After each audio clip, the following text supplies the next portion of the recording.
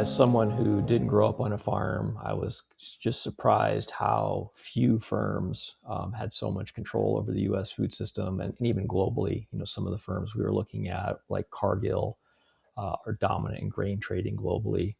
The seed industry is one that's very concerning for me. To have just four firms control half of the global proprietary seed sales now.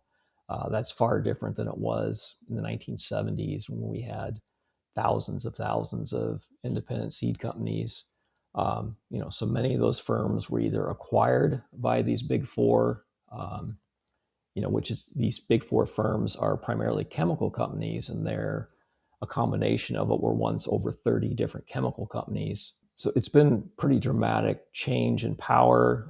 They've had a lot more influence over governments, and they've changed regulations around seeds to prevent farmers from saving and replanting seeds. In the US, at least one farmer went to prison for saving and replanting seed. So you see that in many different food industries, that similar stories where there are fewer and larger firms and essentially fewer people making decisions about the food we eat.